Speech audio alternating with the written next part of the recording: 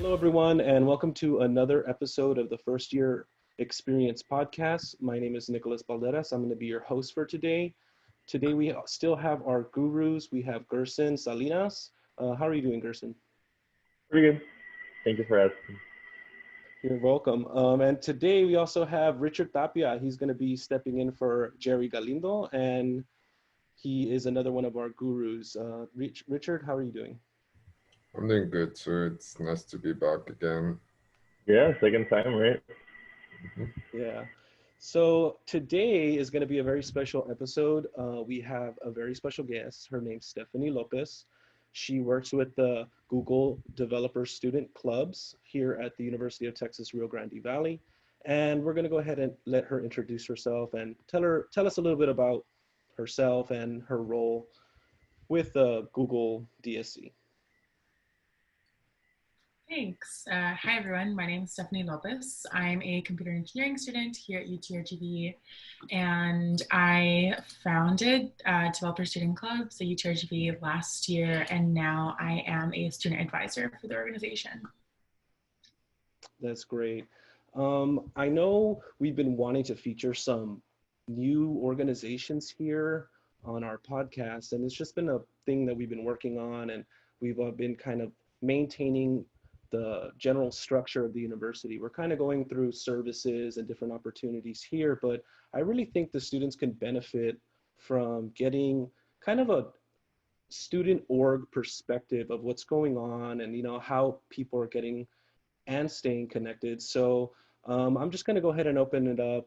So what is GoogleDSC? What do you guys do? What is this organization about? Yeah, so the Google Developer Student Club at UTRGV is a community group sponsored by Google developers. And the overall mission of the organization is to bridge the gap between theory and practice. So generally, computer science students or anyone working in tech have a large disconnect between applying the theory material that they learn in their courses and then applying that to industry. And there's a much larger gap when students aren't utilizing internships or fellowships or any type of side projects like that. And so our organization offers a variety of different programs to help students expand their skill set, meet new people, and then work on projects that solve problems. And so we offer workshops where people can learn new skills. So even if you're new to coding or if you've been an advanced developer, there's opportunity for you to learn new things. And then as soon as you learn those new things, you can collaborate with other people and work on projects to solve a problem in the Rio Grande Valley. Man, that sounds so amazing. I know I've actually gotten involved with this organization, and I've kind of had some experiences in their workshops. So I know there's a lot of different things you guys do with this organization. I'm just going to start off with the first question. It's going to be, you know, what kind of opportunities can you give to first year students? This podcast is based off of a first year experience program, and we're trying to develop, you know, a way for the community to connect, especially first year students. And I think it's kind of like a hard thing to do, especially with the pandemic. So what kind of opportunities do you have for first year students?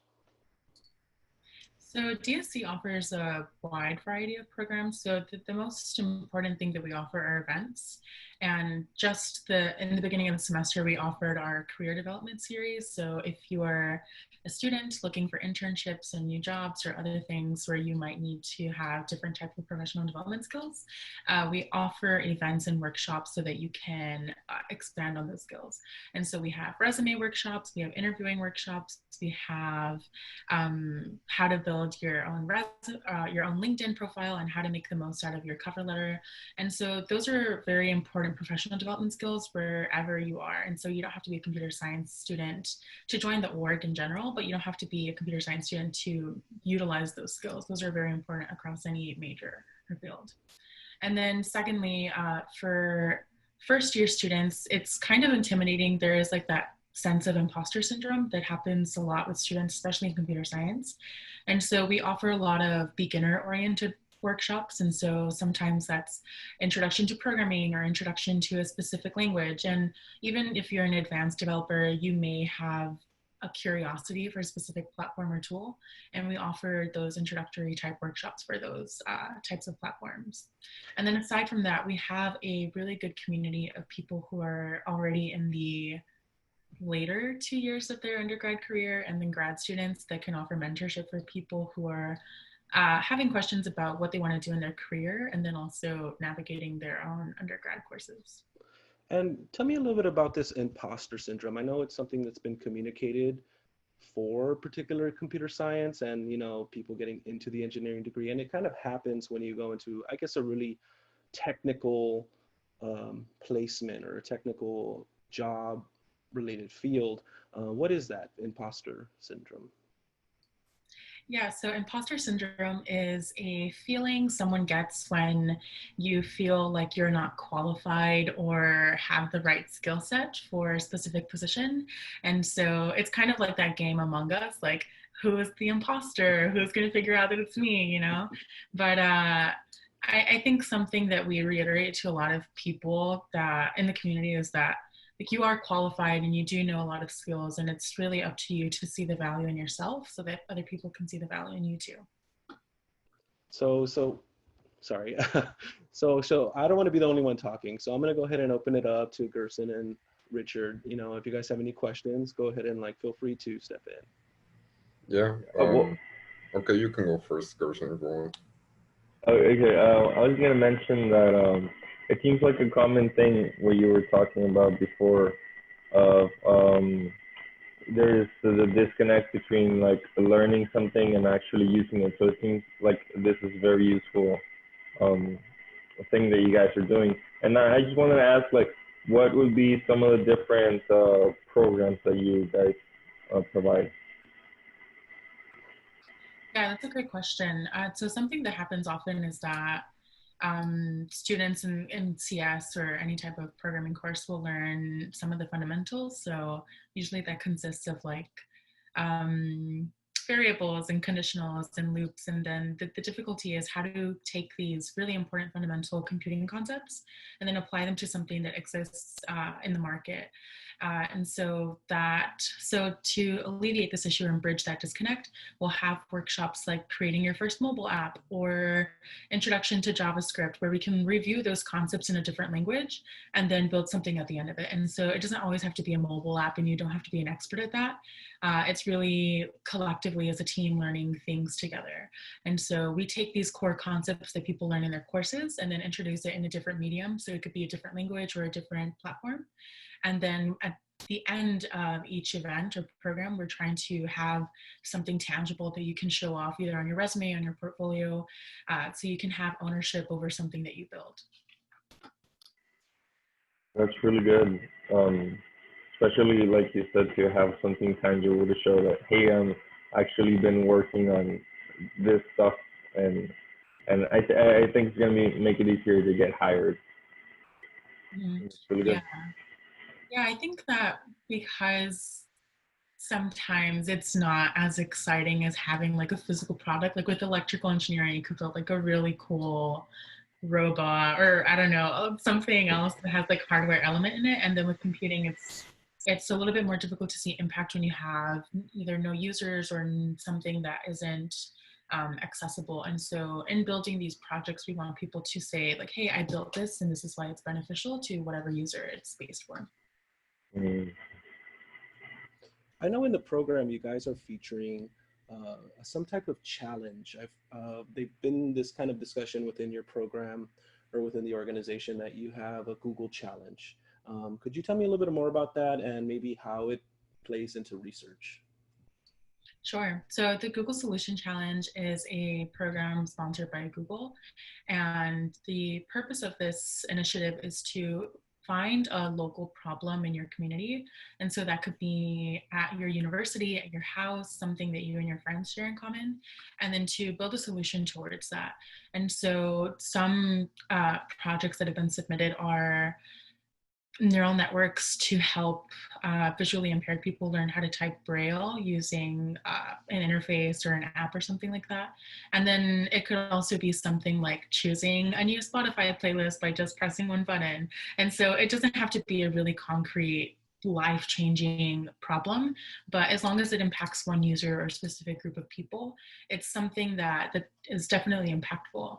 And so essentially what the Google Solution Challenge is finding a problem and then making something that alleviates that.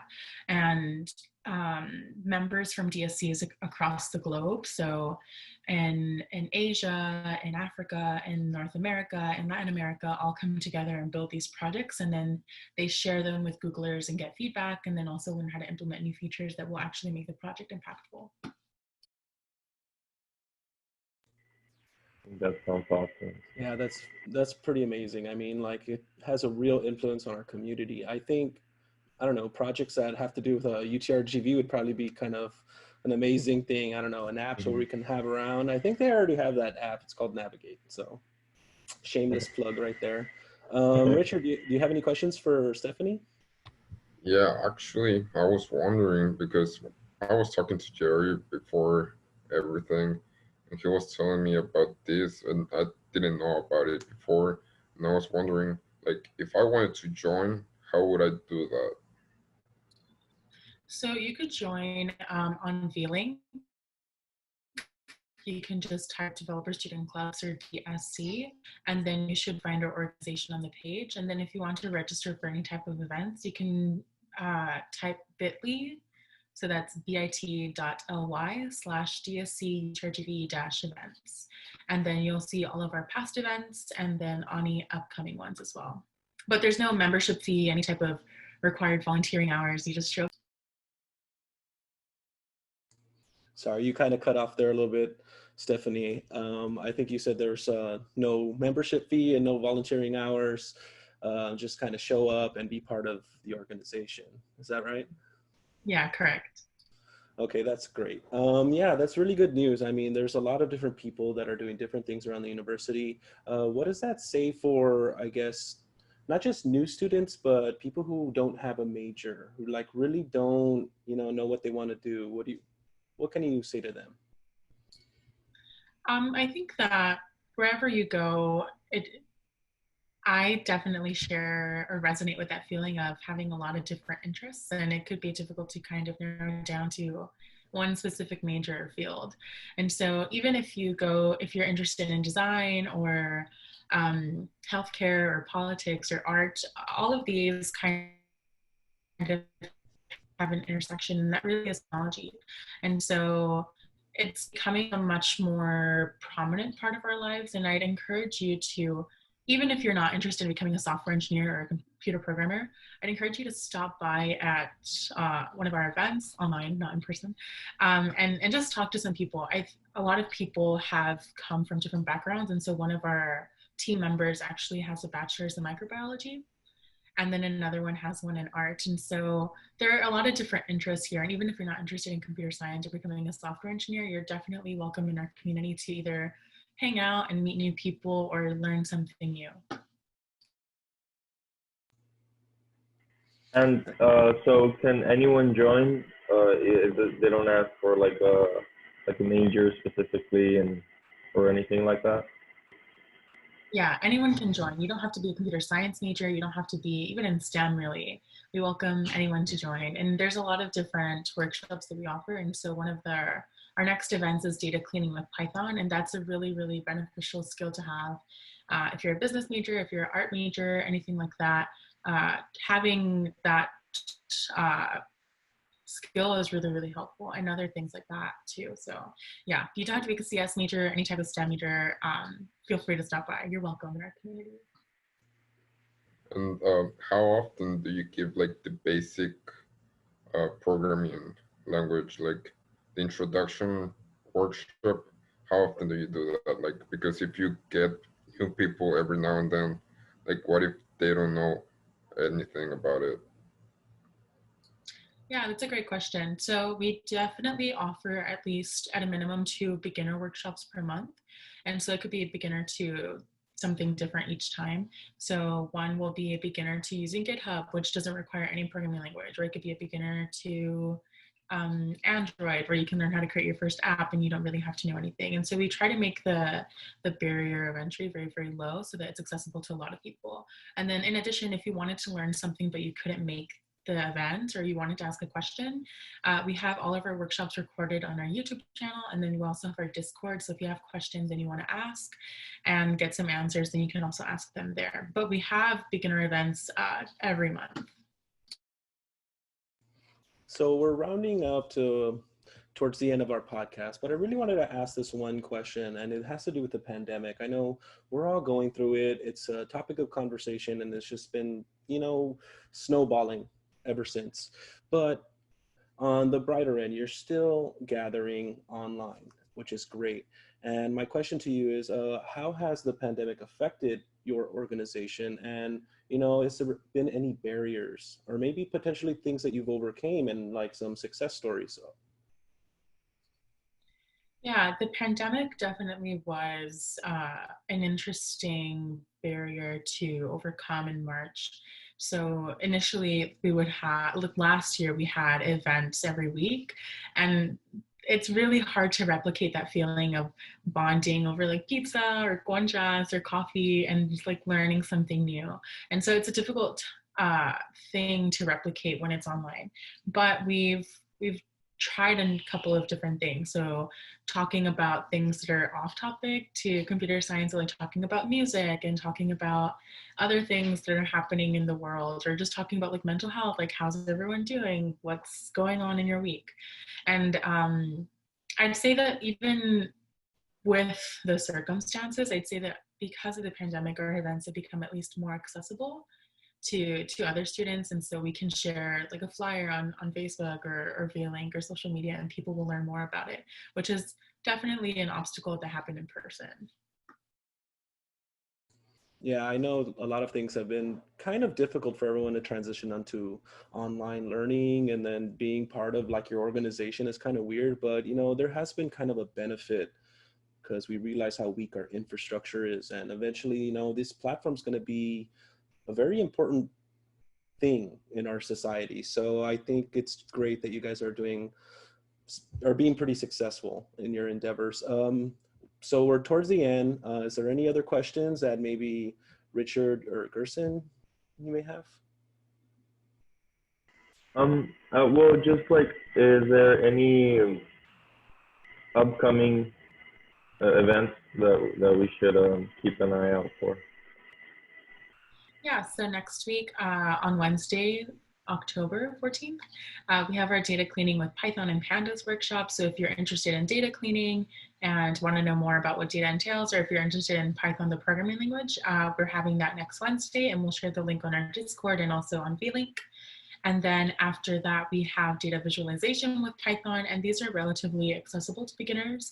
And we're always on Discord, so if you have questions about programming or tech or life or music, we're definitely on there as well. But yeah, we'll have some Python workshops for the rest of October, and then hopefully some really cool mobile ones in November. Okay. And how can we find the Discord? We have it on our website. So our website is dsc.community.dev, and you can find the link to join our Discord there and on VLink. Okay. And we'll definitely go ahead and put those online. I know every time we post any kind of information or links, we usually attach that to the podcast when we post onto our channels. Richard, do you have anything else you want to add? No, I think it was mostly all clear for me. Okay, that's great.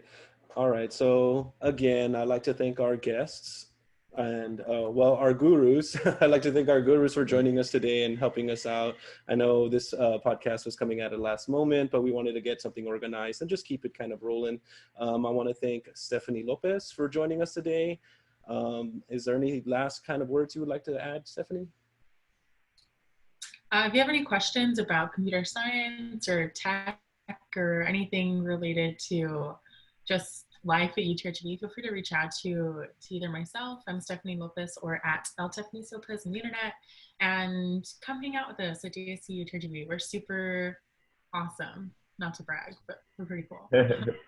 Yeah, you guys actually really do sound pretty cool. So hopefully you guys can get some more students to join your organization and be a little bit more successful within this academic year.